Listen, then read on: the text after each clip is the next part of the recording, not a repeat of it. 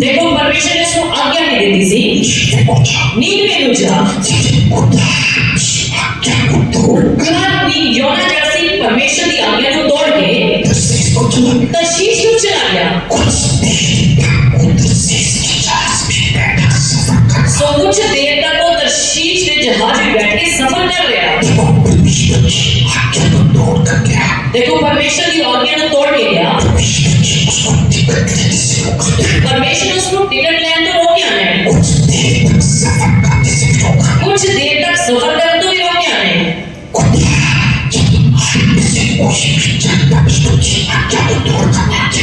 सो ਤੁਹਾਡੇ ਵਿੱਚੋਂ ਸੰਸਾਰ ਵਿੱਚੋਂ ਕੋਈ ਵੀ ਜਨ ਜਦੋਂ ਪਰਮੇਸ਼ਰ ਦੀ ਆਗਿਆ ਨੂੰ ਤੋੜ ਕੇ ਅੱਗੇ ਵਧਦਾ ਹੈ, ਪਰਮੇਸ਼ਰ ਕੁਝ ਸਮੇਂ ਤੱਕ ਉਸ ਨੂੰ ਰੋਕੇਗਾ ਨਹੀਂ। ਜਿਵੇਂ ਪਰਮੇਸ਼ਰ ਨੇ ਯੋਨਾ ਨੂੰ ਇੱਥੇ ਰੋਕਿਆ ਨਹੀਂ।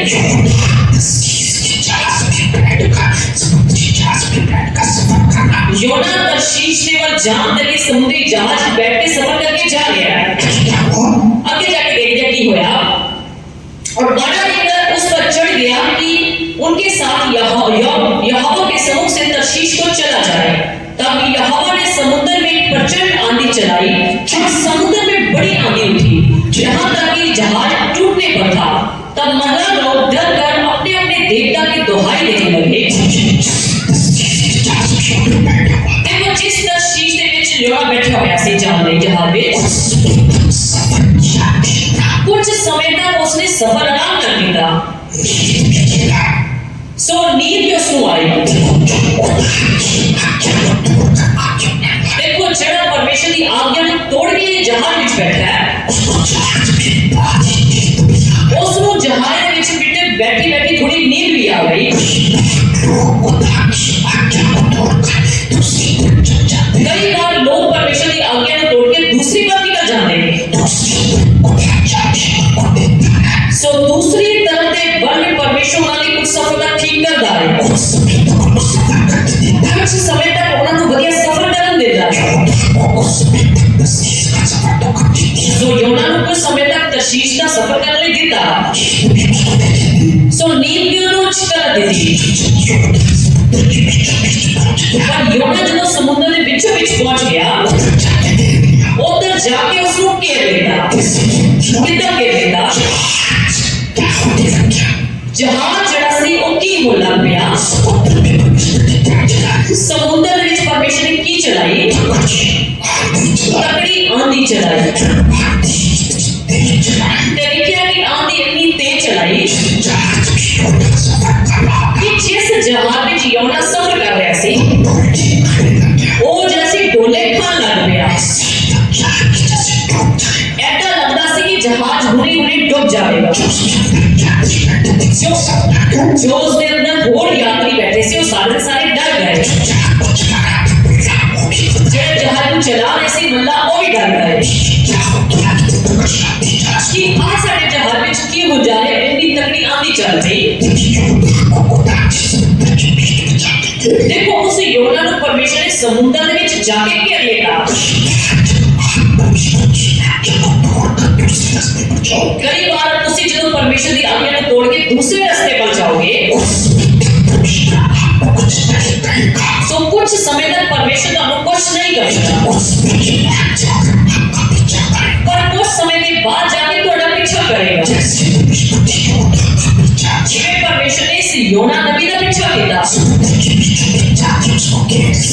के बीच जाके उसको घेर लेता। देखिए कि जहाज जड़े कि डोले खान लग गया। आगे की होया, और जहाज में जो व्यापार की सामग्री थी उसे समुद्र से फेंकने लगे कि जहाज हल्का हो जाए। परंतु योना जहाज के निचले भाग में उतर कर सो गया था।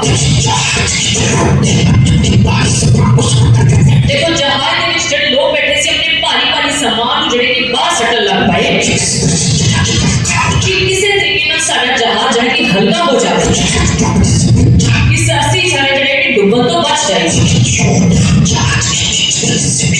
पर योना जड़ा से जहाज के निचले हिस्से में की कर रहा सी? सुता पिया सी। एक व्यक्ति जड़े कि परमेश्वर की आज्ञा को तोड़ के जा रहा है, जहाज के बीच बैठा सो रहा है। आगे की होया, गहरी नींद में पड़ा हुआ था, तब मांझी उसके निकट आकर कहने लगे, तो भारी नींद में पड़ा हुआ क्या करता है? उठ, अपने देवता की दुहाई दे। संभव है कि ईश्वर हमारी चिंता करे और हमारा नाश ना हो। सो उस जहाज को चलान वाले जड़े की यमुना निकट पहुंचे। जहाज के पायलट सी और यमुना निकट पहुंचे। और जाके मलाया कि भाई तू सुता पिया है, ते साडा जहाज जड़ा कि डुबन वाला। तू भी उठ के अपने देवता को पुकार, जैसे तू भक्ति करता है उसने की प्रार्थना कर। हो सकता है कि सारे डुबन तो बच जाएंगे। दुहाई दे, संभव है कि ईश्वर हमारी चिंता करे और हमारा नाश ना हो। तब उन्होंने आपस में कहा, आओ हम एक चिट्ठी डालकर जान लें कि ये विपत्ति हम पर किसके कारण पड़ी है। तब उन्होंने चिट्ठी डाली और चिट्ठी योना के नाम पर लिखी। देखो उस समय उन्होंने एक चिट्ठी पाई थी, चिट्ठी जने लिखा कि योना के नाम निकली। यानी कि यात्री जिन्ने भी सोते में सवार से सबना दे नाम जने चिट्ठी विच लिखे, पर्चियां दे लिखे ते सबना दे नाम जो चिट्ठी पाई ते एक पर्ची जड़ी कि योना दे नाम निकली। किसदे नाम निकली पर्ची? योना दे नाम।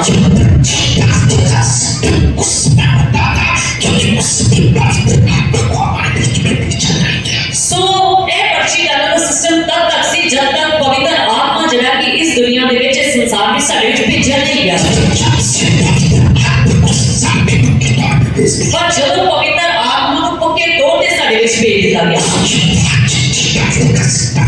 उस तो बाद चिट्ठी पाने का सिस्टम जड़ा कि खत्म हो गया। कई मसीह लोग आजकल भी चिट्ठी अदा पर्चियां पा लेते हैं। आजकल पर्ची नहीं पाना बल्कि पवित्र आत्मा तो पूछना नहीं। सो इथे जड़ी पर्ची पाई गई थी, पर्ची लिखा कि योना दे नाम निकली। सो परमेश्वर ने स्पष्ट कर दिया जहाज बीच की जड़ी याद डूब रहा है वो योना के कारण डूब रहा है। तब उन्होंने उससे कहा, हमें बता कि किसके कारण ये विपत्ति हम पर पड़ी है। तेरा उत्तर क्या है? तू कहां से आया है? तू किस देश और किस जाति का है? उसने उससे कहा, मैं इब्री हूं और स्वर्ग का परमेश्वर यहोवा जिसने जल स्थल दोनों को बनाया है उसी का भय मानता हूं। तब वे बहुत डर गए और उससे कहने लगे कि तूने ये क्या किया है? वे जान गए थे कि यहोवा के सम्मुख से भाग आया है, क्योंकि उसने आप ही उनको बता दिया था। देखो जो तो सारे लोग इकट्ठे हो गए उसको पूछने लगे कि दस तू की कम कितना है? योना ने साफ साफ दस देता कि मैं परमेश्वर के मुख तो बच के इस तर्शीश पर चला। योना ने साफ दस देता कि परमेश्वर मेनू नींद में पर भेजना चाहता है, पर मैं अपनी आज्ञा के अनुसार ही अपनी मर्जी के अनुसार ही तर्शीश पर जाऊंगा। देखो जब चिट्ठी योना के नाम निकल गई थी, योना को की करना चाहिए? योना को जहाज के नीचे तौबा करनी चाहिए थी, पर उसने तौबा नहीं की। कई बार कुछ लोगों होते जब कोई समस्या आती है, जब उन्होंने कोई काम रुक जाते, जब कोई विश्वासी बीमारी परेशानी में पै जाता है, उन्होंने जब पता भी चल जाता है कि खुदावंद साडे खिलाफ है, और समय एक विश्वासी को की कर लेना चाहिए? तन पकड़ के तौबा कर लेनी चाहिए। पर कई बार इस योना की तरह कई बार कुछ लोग विश्वासी जड़े कि उस समय तौबा नहीं कर रहे, अपनी गलतियां की माफी नहीं मांगते। सो अपनी गलती को स्वीकार करने के बजाय अपनी टांग टोल कर दे रहे। सो परमेश्वर योना को समझाना चाहता सी, उसको बचाना चाहता सी, ताकि योना जड़ा कि नहीं तौबा कर ले। जेकर योना उत्थे ही तौबा कर लेंदा ते परमेश्वर उसनूं बचा लेंदा। पर योना ने जहाज दे विच भी जदों पर्ची उसदे नाम कड्डी गई तब भी उसने तौबा नहीं की, तब भी कन्ना नहीं पकड़िया। आगे देखिए क्या हुआ। तब उन्होंने उससे पूछा, हम तेरे साथ क्या करें जिससे समुद्र शांत हो जाए। उस समय समुद्र की लहरें बढ़ती ही जाती थी। उसने उनसे कहा, मुझे उठाकर समुद्र में फेंक दो, तब समुद्र शांत बढ़ जाएगा। देखो योना ने तौबा करने की बजाय की तौबा किया, मैनू उठा के मैनू चक के समुद्र में सड़ दियो। जड़े समुद्र या लहरें जो उठ रही हैं वो शांत हो जाती है। परमेश्वर के सामने घुटने टेक के तौबा करने की बजाय कह रहे कि मैनू समुद्र में सड़ दियो, खुद ही कह रहे लोगों को कि मैनू समुद्र में सड़ दियो। परमेश्वर उसको बार-बार तौबा करने का अवसर दे रहे हैं, पर योना जड़ा है कि अपनी तौबा नहीं करना चाहता से। उन्होंने उनसे कहा, मुझे उठाकर समुद्र में फेंक दो, तब समुद्र शांत पड़ जाएगा, क्योंकि मैं जानता हूं कि ये भारी आंधी तुम्हारे ऊपर मेरे ही कारण आई है। तो भी बड़े यत्न से खेते रहे कि उसको किनारे पर लगाए, परंतु पहुंच ना सके, क्योंकि समुद्र की लहरें उनके विरुद्ध बढ़ती ही जाती थी। तब उन्होंने यहोवा को पुकार कर कहा, हे यहोवा, हम विनती करते हैं कि इस पुरुष के प्राण के बदले हमारा नाश ना हो और ना हमें निर्दोष की हत्या का दोषी ठहरा, क्योंकि हे यहोवा, जो कुछ तेरी इच्छा थी वही तूने किया है। तब उन्होंने योना को उठाकर समुद्र में फेंक दिया और समुद्र की भयानक लहरें थम गई। तब उन मनुष्यों ने यहोवा को बहुत ही भय उन्होंने माना और उसको भेंट चढ़ाई और मन्नतें मानी। देखो लोगों ने अंतरिक्ष की किताब योना को जाके समुद्र में सड़ देता ते दिखया कि है कि समुद्र की तकड़ियां लहरें जड़ियां चलने सो की हो गई, शांत हो गया। तेज योना जो समुद्र में सड़ देता गया, यहोवा ने एक बड़ा सा मच ठहराया था कि योना को निगल ले। परमेश्वर ने समुद्र में एक बड़ा सा मच ठहराया है कि यहोवा योना को अंदर अपने ले जाए। एक मच की ड्यूटी पहले लगा रखी थी कि जिसका मुंह बहुत बड़ा सा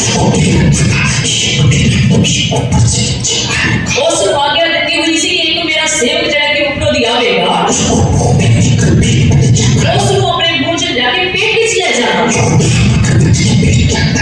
योना मच ने पेट में चला गया और योना उस महामच के पेट में 3 दिन और 3 रात पड़ा रहा।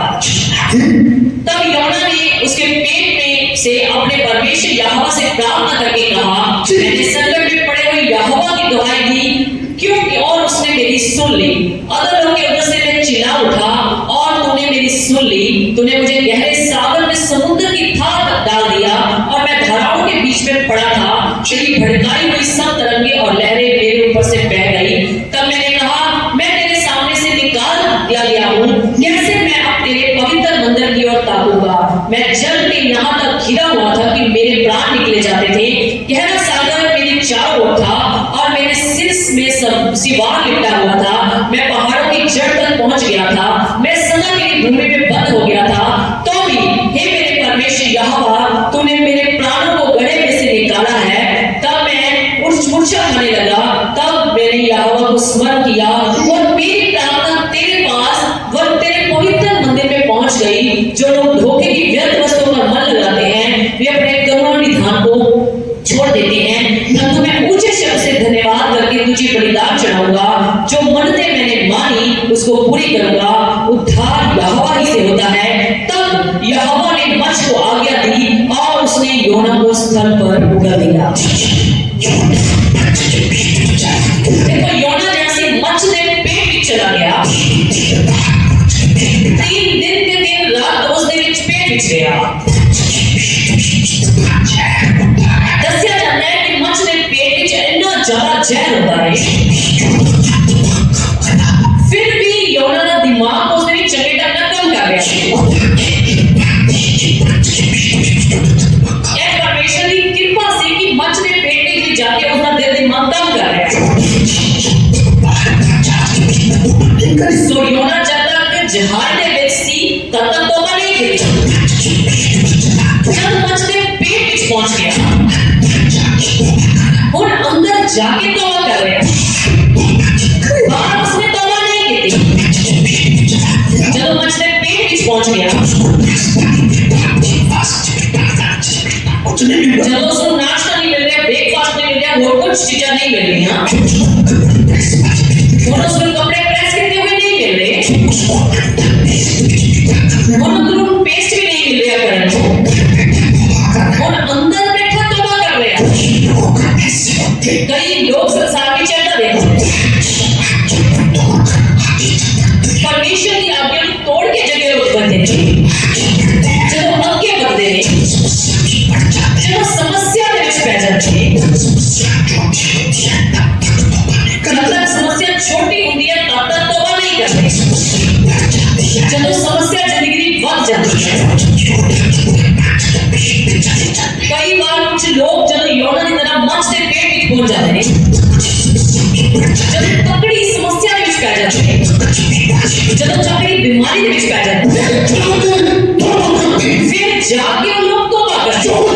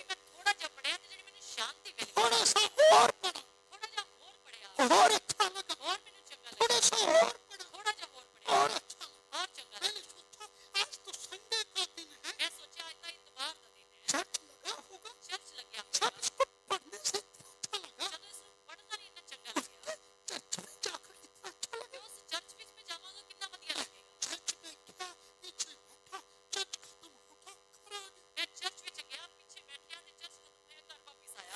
अगले दिन क्या हुआ, ਅਗਲੇ ਦਿਨ ਸਵੇਰੇ ਕੀ ਹੋਇਆ, अखबार में मेरे खिलाफ खबरें आ गई, ਅਖਬਾਰ ਵਿੱਚ ਮੇਰੇ ਖਿਲਾਫ ਖਬਰ ਛਪ ਗਈ मैं अपना स्कूल का प्रिंसिपल ईसाई बन गया। ਕਿ ਫਲਾਣੇ ਫਲਾਣੇ ਸਕੂਲ ਦੇ ਪ੍ਰਿੰਸੀਪਲ ਸਾਹਿਬ ਈਸਾਈ ਬਣ ਗਏ। थोड़ा सा घबरा, ਮੈਂ ਥੋੜਾ ਜਿਹਾ ਘਬਰਾ ਗਿਆ। मैंने सोचा गलती हो गई, ਮੈਂ ਕਿਹਾ ਕਿ ਗਲਤੀ ਹੋ ਗਈ। लगता है कल जिस चर्च में गया था दूसरे जिनकी भक्ति करता था सब नाराज हो गए। ਮੈਂ ਸੋਚਿਆ ਕਿ ਜਿਸ ਚਰਚ ਵਿੱਚ ਮੈਂ ਗਿਆ ਸੀ, ਮੈਂ ਜਿਨ੍ਹਾਂ ਦੀ ਭਗਤੀ ਕਰਿਆ ਕਰਦਾ ਸੀ, ਉਹ ਸਾਰੇ ਮੇਰੇ ਤੋਂ ਨਾਰਾਜ਼ ਹੋ मैंने ਗਏ। सोचा किसी की भक्ति नहीं करूं, ਮੈਂ ਸੋਚਿਆ कि ਹੁਣ ਕਿਸੇ ਦੀ ਵੀ ਭਗਤੀ नहीं थोड़े करूं। समय के लिए नास्तिक से बन गया, थोड़े समय लिए मैं नास्तिक हो कहने गया। लगा there is no God in this world। मैं कहने लगी संसार में कोई भी परमेश्वर नहीं है। जब ऐसा बोला करता था, ਜਦੋਂ मैं ऐसा बोलिया करता, एक दिन क्या हुआ, मैं अपने कमरे में सोया पड़ा, एक दिन की हुआ, मैं अपने कमरे में सोया पिया था। बड़ा अंधेरा था, उसके बीच में एक रोशनी चमकी, मेरे कमरे ਵਿੱਚ ਹਨੇਰਾ ਸੀ, ਉਸ ਦੇ ਵਿੱਚ ਇੱਕ ਰੋਸ਼ਨੀ ਚਮਕੀ। उसके बीच में से आवाज आई,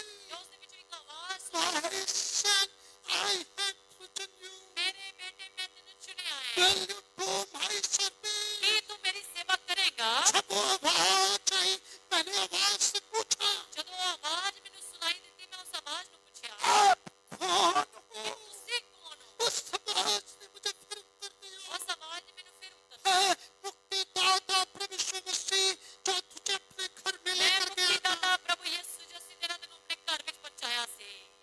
बस फिर एक दो दिन के बाद फिर ऐसा हुआ, ਬਸ ਇੱਕ ਦੋ ਦਿਨ ਦੇ ਬਾਅਦ ਫਿਰ ਏਦਾਂ ਹੀ ਹੋਇਆ, फिर वही आवाज आई। ਫਿਰ ਉਹ ਵਹੀ ਆਵਾਜ਼ ਸੁਣਾਈ। मैंने कहा प्रभु अगर आप चाहते मैं आपकी सेवा करूं, ਮੈਂ ਕਿਹਾ ਕਿ ਪ੍ਰਭੂ ਜੀ ਜੇਕਰ ਤੁਸੀਂ ਚਾਹੁੰਦੇ ਹੋ ਮੈਂ ਤੁਹਾਡੀ ਸੇਵਾ ਕਰਾਂ,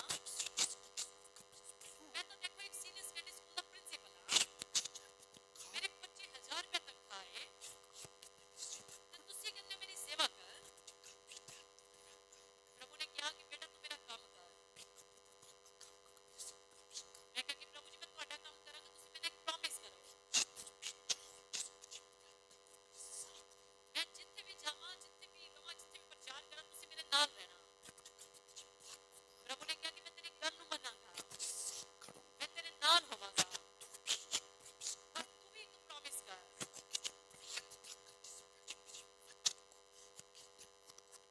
ਲੋਕਾਂ ਲਈ ਪ੍ਰਾਰਥਨਾ ਕਰਨ ਤੋਂ ਪਹਿਲਾਂ ਉਹਨਾਂ ਦੇ ਅੰਦਰ ਇਸ ਮੇਰੇ ਵਚਨ ਨੂੰ ਘੁੱਟ-ਘੁੱਟ ਕੇ ਉਹਨਾਂ ਦੇ ਅੰਦਰ ਭਰਨਾ ਹੈ।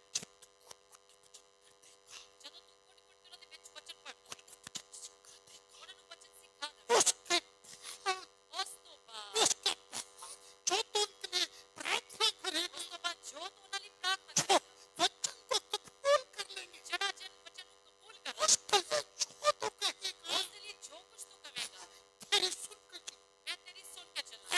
आज से 25 साल पहले मुझे प्रभु ने एक बड़े अच्छे सेवक पास्टर एरिक मसीह का दर्शन दिया। ਅੱਜ ਤੋਂ 32 ਸਾਲ ਪਹਿਲਾਂ ਪਰਮੇਸ਼ਰ ਨੇ ਮੈਨੂੰ ਲੁਧਿਆਣੇ ਵਿੱਚ ਬਹੁਤ ਹੀ ਚੰਗੇ ਸੇਵਕ ਰਹਿਣ ਵਾਲੇ ਪਾਸਟਰ ਐਰਿਕ ਮਸੀਹ ਦਾ ਦਰਸ਼ਨ ਦਿੱਤਾ।